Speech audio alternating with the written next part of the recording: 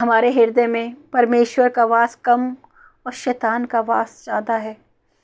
हमें चाहिए कि हमें परमेश्वर की उपस्थिति में बैठना चाहिए, उनकी हजूरी में बैठना चाहिए, ताकि हम बच सकें, क्योंकि अब अंत का समय चल रहा है। हम बॉर्डर लाइन पे हैं। अगर हम आज भी हम परमेश्वर के आज्ञाओं का पालन नहीं करेंगे और बुराई में चलेंगे तो हम नहीं बच पाएंगे। शैतान हमें अधोलोक में ले जाएगा, ऐसे स्थान पे ले जाएगा जहाँ हमारे लिए सहना मुश्किल है और हम उस समय बच नहीं सकेंगे। पिता का वचन कहता है कि मैंने तुम्हें पुकारा और तुमने मेरी नहीं सुनी। जब तुम पुकारोगे तो मैं तुम्हारी नहीं सुनूंगा। जब तुम चिल्लाओगे, कहोगे हमें बचाओ, परमेश्वर हमें बचाओ, तो वो कहेगा मैं तुम्हें नहीं जानता। क्योंकि जब मैंने तुम्हें पुकारा, तुम्हारे को आवाज़ लगाई, तुमने मेरी आवाज़ को अनसुनी करा, नहीं सुना। तो मैं चाहती हूँ पिता कि आप लोग सब बचाए जाएं, क्योंकि परमेश्वर की नज़र में आप बहुत अनमोल हैं। क्योंकि पिता ने अपने स्वरूप में बनाया है, तुम्हें अपने हाथ से बनाया है, तुम्हें अपना मित्र बताता है, अपनी दुल्हन बताता है तुम्हें। तो क्या वो चाहेगा कि हम नरक में जाएं? नहीं, हम नरक में नहीं जा सकते। हमें परमेश्वर की शरण में जाना है, हमें बचना है और लोगों को बचाना है। जितना कोशिश करो कि बचो और बुराई से दूर निकल आओ। पिता आपको बचाना चाह रहा है। पिता की आवाज़ को सुनो। विश्वासियों, जितने भी परमेश्वर के नाम, के यीशु के नाम से जो हैं विश्वास करते हैं, उन्हें ग्रहण करते हैं, बचो और बुराई से निकल आओ। आज भी समय है, अभी भी परमेश्वर कहता है कि मन फिराओ। मैं तुम्हें समय दे रहा हूँ। असंभव नहीं है मेरे लिए इस धरती को ख़त्म करना, लेकिन आज वो समय दे रहा है तुम्हें। लेकिन अब इतना समय नहीं है। जितना जल्दी हो सके अपने आप को बचाओ, परमेश्वर की शरण में आओ, क्योंकि परमेश्वर हमें बुराई से बचाना चाहता है, शैतान के हाथ से छुड़ाना चाहता है।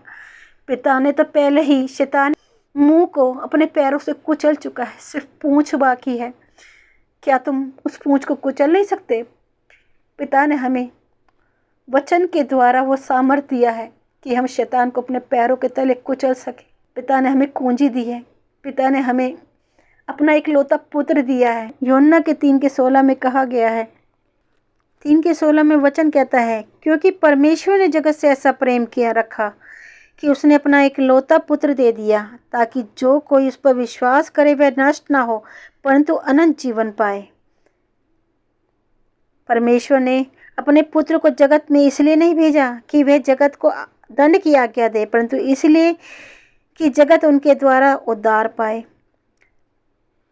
यीशु मसीह ने जो कष्ट सहे, जो दर्द सहे, क्योंकि वह हमारे लिए मारा गया, गाड़ा गया और तीसरे दिन जी उठा, वो हमारे लिए ही तो आया इस धरती पे।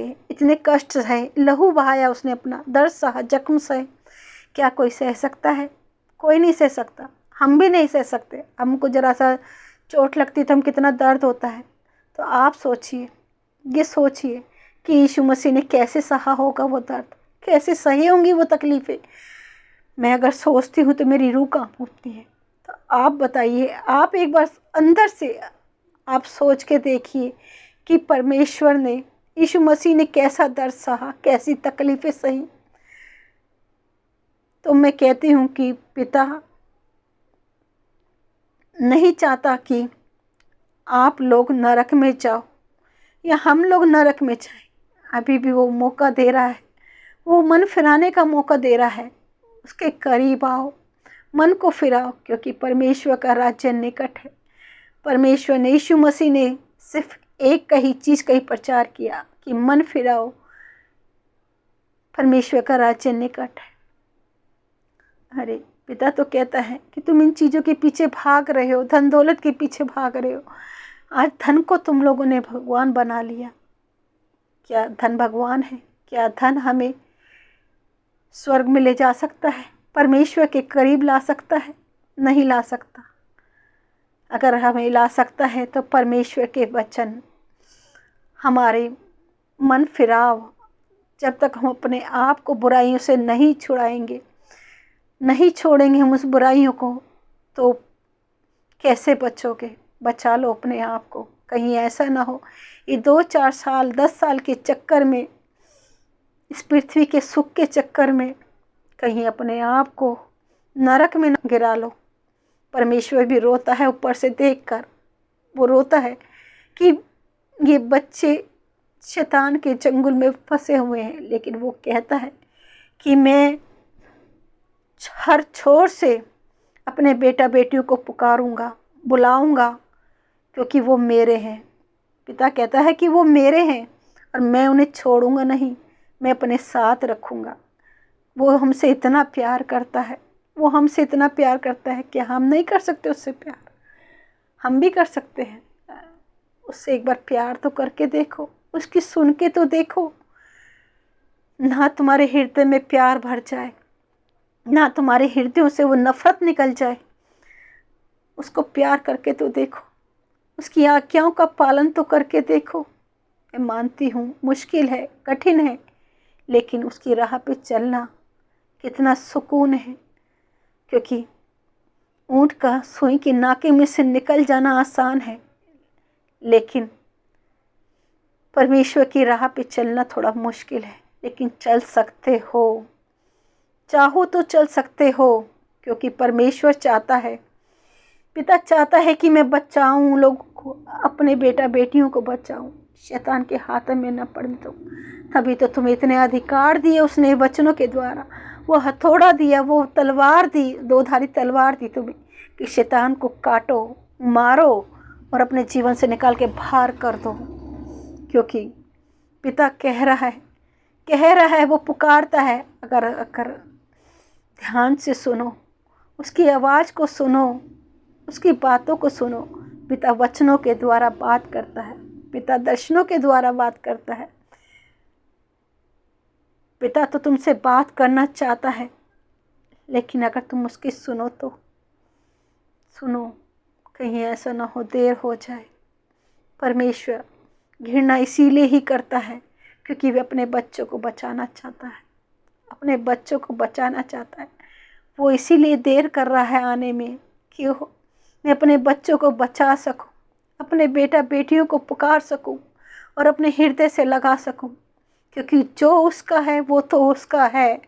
यीशु मसीह तो लेके रहेगा, लेकिन तुम शैतान के चंगुल में मत फंसो। कहीं ऐसा ना हो जो विपदाएं आएंगी, परेशानियां आएंगी, रैप्चर के बाद उसको सह न सको। महासंकट, महाकाल, परमेश्वर नहीं चाहता कि तुम उसको सहो, वो असहनीय होगा सहने के लिए। इससे पहले कि परमेश्वर तुम सबको रैप्चर करके ले जाए ऊपर। हे मेरे पिता, मैं इन सब के लिए प्रार्थना करती हूँ पिता परमेश्वर कि इन्हें बुद्धि और ज्ञान और समझ दो पिता परमेश्वर, कि ताकि ये लोग पिता परमेश्वर बचाए जाएं, एक एक जन बचाया जाए संसार के लिए। पिता आप महान हैं, आप सब कुछ कर सकते हैं। मैं पिता आपका धन्यवाद करती हूँ कि आज मेरे हृदय से आपने बात करी है मेरे पिता परमेश्वर। ये पाप लोगों के हृदय में भी निकल जाए पिता परमेश्वर, उनके हृदय से बाहर निकल जाए। अब परमेश्वर यीशु मसीह को हृदय में बसा ले, क्योंकि वह कहता है कि मैं दरवाज़ा खटखटा रहा हूँ और आप मुझे आने दो। अगर मुझे आने दोगे तो मैं तुम्हारे साथ खाऊंगा पीऊँगा और तुम्हारे हृदय को बदल दूंगा, वो सुंदर बना दूंगा हृदय, वो रोशनी कर दूंगा, क्योंकि वह तो स्वयं परमात्मा है, परमेश्वर है। क्योंकि पिता पुत्र पवित्र आत्मा सब एक है, इसको अलग ना समझना, क्योंकि ये पिता की आज्ञा है कि मेरी आज्ञाओं को मानो, परमेश्वर की आज्ञाओं पे चलो। कठिन जरूर है, लेकिन नामुमकिन नहीं है। समय लगता है, इंसान गिरता है, उठता है, अगर जो संभल जाए, गिर के संभल जाए, क्योंकि परमेश्वर कहता है कि तुम इस मंदिर को ढा दो तो मैं 3 दिन में उठा के खड़ा कर दूंगा। तो परमेश्वर जब इतनी ताकत रखता है हमें उठाने की, तो क्या हम परमेश्वर की शरण में नहीं जा सकते? परमेश्वर हमें अपना सामर्थ्य देता है, हमें दुर्बलताओं में, कमजोरियों में हम अपनी ताकत बनाता है, हमें सामर्थ्य देता है, बलवान करता है। और उसने तो हमें एक सहायक दिया है, पवित्र आत्मा। वो पवित्र आत्मा जो उन लोगों के दिलों में नहीं है, उन लोगों के अंदर नहीं है जो परमेश्वर को ग्रहण नहीं करते, यीशु मसीह को ग्रहण नहीं करते। लेकिन हमारे अंदर परमेश्वर ने वो पवित्र आत्मा दी है हमें बदलने की। अगर हम अपना मन बनाएं, परमेश्वर के करीब जाएं, तो हम अपने अंदर के पाप को ख़त्म कर सकते हैं और परमेश्वर के करीब जा सकते हैं। मैं आप लोगों के लिए बस यही कहूँगी कि परमेश्वर की आवाज़ को सुनो और पाप से दूर हो जाओ बस, ताकि परमेश्वर के वो महासंकट आने से पहले 3.5 साल का जो महासंकट आएगा, महाकलेश आएगा, उस कलेश से बच सको। क्योंकि वो आसान नहीं है कलेश को सहना, वो आसान नहीं है। आज जो हम सह रहे हैं उससे भी ज़्यादा वो महासंकट होगा, महाकलेश होगा। पिता कहते हैं कि मैं तुम्हें अपने साथ ले जाने आया हूँ। पिता कहता है कि मैं बारात दूल्हा बन के आऊँगा और अपनी दुल्हन को लेके जाऊँगा। बालक के समान बनो, क्योंकि पिता कहता है बालक के समान ही ये राज्य बालक के समान है।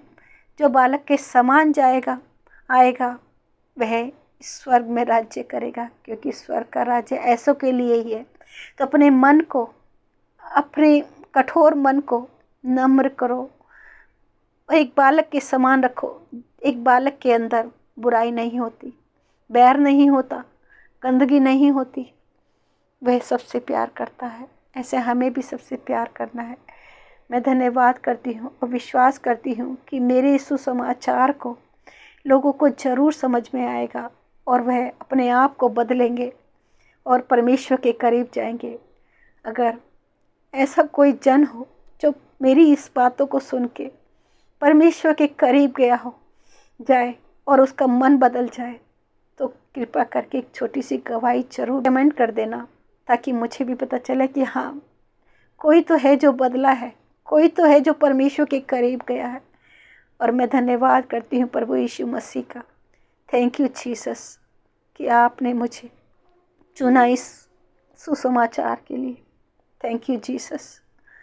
और मैं आप लोगों से ये जो ऑनलाइन सुन रहे हैं, जो सुनेंगे, ज़्यादा से ज़्यादा शेयर कीजिए, ताकि ये सुसमाचार लोगों में फैलाया जाए, लोग बचाए जाएं। मैं चाहती हूँ कि ज़्यादा से ज़्यादा लोगों के बीचों में ये शेयर होए।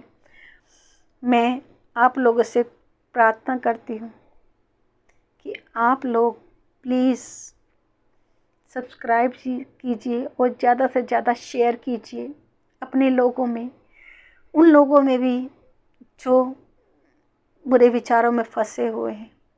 मैं धन्यवाद करती हूँ पिता यीशु मसीह का। मेरे खुदा, जैसे तूने मुझे बचाया वैसे इन सब को बचा। मेरे पिता परमेश्वर, मैं तो अन्य जाति की हूँ, लेकिन आज मैं प्रभु यीशु मसीह की हूँ। मैं अब अन्य जाति में से तो आई हूँ, लेकिन अब मैं प्रभु यीशु मसीह की हूँ।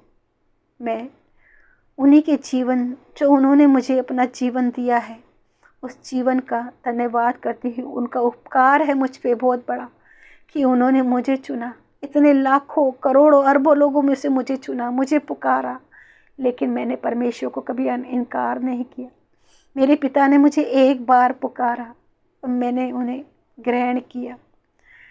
तो पिता का वचन कहता है, जब मैं शब्द पुकारूं तो अपने मन को कठोर न करना, अपने मन को कठोर न करना। मैं धन्यवाद करती हूँ आप सबका और विश्वास करती हूँ कि ज़्यादा से ज़्यादा आप लोग शेयर करेंगे और ज़्यादा से ज़्यादा लोग बचाए जाएंगे। ज़्यादा से ज़्यादा यूथ लोग जो आज बुराई में फंसे हुए हैं, फ़ोन के चक्कर में बुराई में फंसे पड़े हैं। आज फ़ोन उनका जीवन बन गया है। आज फ़ोन उनके जीवन से नहीं छूटता। दिन हो या रात वो हर वक्त फ़ोन में रहते हैं, वो नहीं छोड़ते। ये नहीं चाहते कि ये भी एक शैतान की चाल है, ये भी एक पाप है। तो आप अपने बच्चों को, अपने लोगों को इस पाप से बचाइए। मैं धन्यवाद करती हूँ कि आप लोगों ने मेरे वचन को ज़रूर सुनेंगे। प्लीज़ पूरा वीडियो देखना ताकि आप आशीषित हो सके, आप बच सके। मैं धन्यवाद करती हूँ प्रभु यीशु मसीह का। Thank you Jesus.